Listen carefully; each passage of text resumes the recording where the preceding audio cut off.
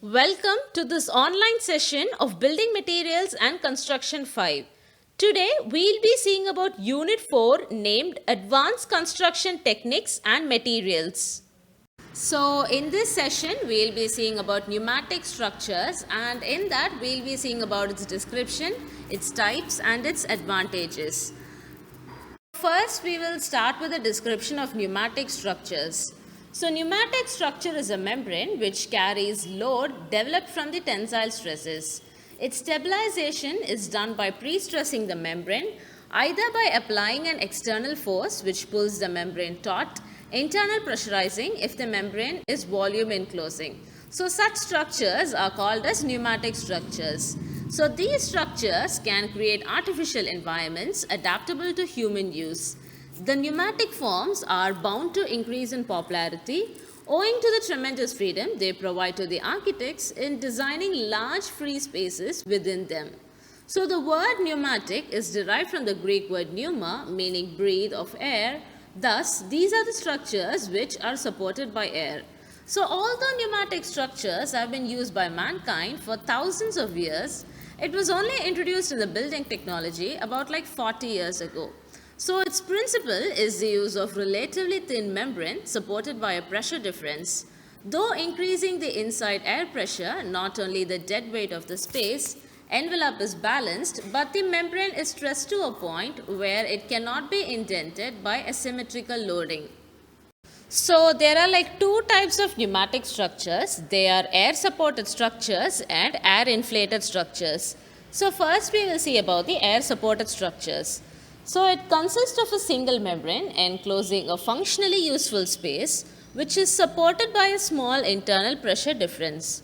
The internal volume of a building air is compositely or consequently at a pressure higher than the atmospheric. They have a higher than the atmospheric pressure supporting the envelope. Air locks or revolving doors help to maintain the internal pressure. Air must be constantly provided and its lifespan is about 20 to 25 years. It is relatively low cost. So they are either anchored to the ground or to a wall so that the leakage is prevented. They have relative low cost and thus they can be installed easily. So next we will see the second type, which is air inflated structures. So this one is supported by pressurized air contained within the inflated building element. The pressurized air in the pillow serves only to stabilizing the load carrying membrane.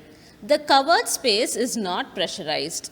So the supporting frames consist of air under high pressure and the internal pressure of the building remains at the atmospheric pressure. So there is no restriction in number and the size of openings. So it has a very good ability to support itself and they have a potential to support an attached structure. So next we will see about the classifications of pneumatic structures. Pneumatic structures can be further subdivided as due to the type of differential pressure, degree of differential pressure, type of surface curvature and proportions. So first we will see about the types of differential pressure. So the pneumatic structures use either positive pressure or negative pressure. So in positive pressure system, the membrane is always curved outwards, where in negative pressure system, the membrane is curved inwards. So being curved inwards, there is a tendency of waterlogging and snow accumulation. Moreover, negative pressure systems require high supports at the edge or in the center, which makes it more expensive. So the next type is degree of differential pressure. So first one is the low pressure systems. So these systems are provided with low pressure air and hence they have to be provided with a continuous supply of air. So the example for this is air supported structures. So the next one is the high pressure system. So they are used for easy erection and dismantling. And the pressure between them is 2000 to 7000 mm of water pressure, which is 100 to 1000 times higher than the low pressure systems. So these high pressure systems, they are air inflated systems. So they either have a single wall system or a double wall system which avoids its collapse. So the next type is the type of surface curvature. So these structures can also be classified according to the types of curvature on the outer surface, which is like singly curved, doubly curved in the same direction, or synclastics.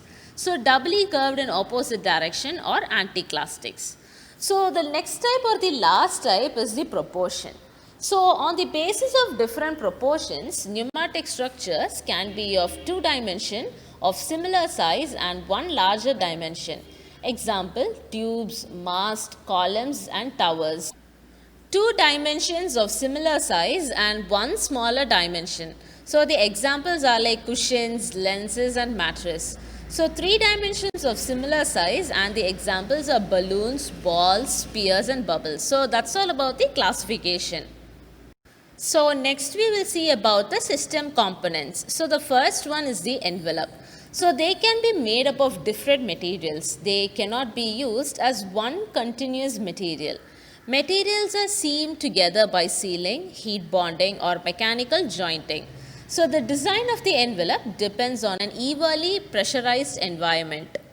So next is the cable system. So they act as the supporting system. They experience tension force due to the upward force of the air. So they can be placed in one or two directions to create a network and for better stability.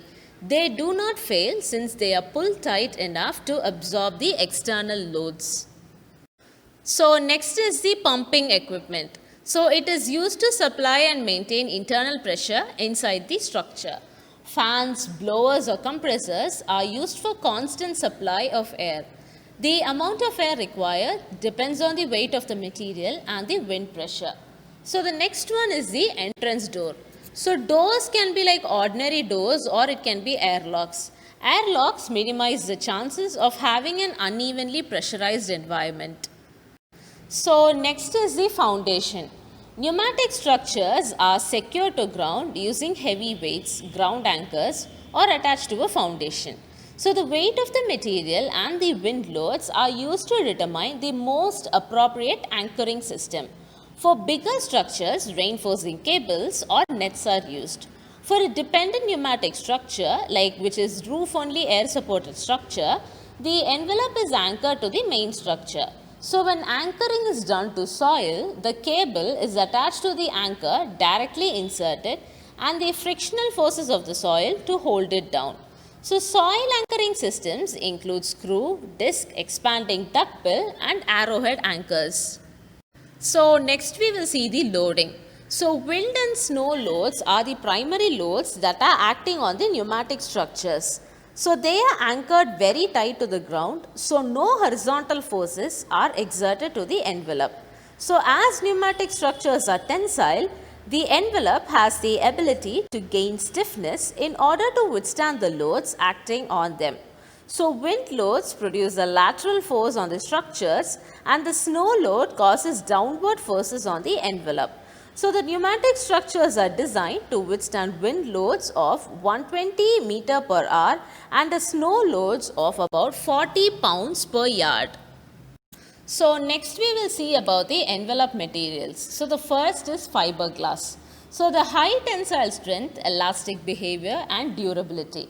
So they are coated with Teflon or silicone to increase the resistance to extreme temperatures and UV radiation. So the second material is polyester. So the common material for smaller structures. So PVC coated polyester is most common for flexible, small supported, which is like air supported structures. The PVC is applied to the polyester using a bonding or an adhesive agent. So the third material is EFTE, which is like ethylene tetrafluoroethylene. So it is a very energy efficient material. It's also because of its transparency, insulation and its UV resistance. So it is also has the lightweight and it has a lifespan about 20 years and it is recyclable. So the next or the last material is nylon. So vinyl coated nylon has more strength, durability and stretch than polyester. They also have a higher cost. So the next is the advantages and disadvantages. So first we will start with the advantages. So basically they are lightweight structures and they cover large spans without internal supports. So rapid assembly and low initial and operating cost, and they are also famous for its portability. So the disadvantages are like need for continuous maintenance of excess pressure in the envelope, relatively short service life, and there is continuous operation of fans to maintain the pressure. So it cannot reach the insulation values of hard wall structures. So last we will also see its conclusion. So pneumatic structures have found wide range of application. They are best suited for small and temporary construction. So they can be quickly erected and dismantled, and they provoke fascination among the observers and bystanders. So in this session we saw about pneumatic structures. We saw its description, its types and its components, and also its advantages and disadvantages. Thank you.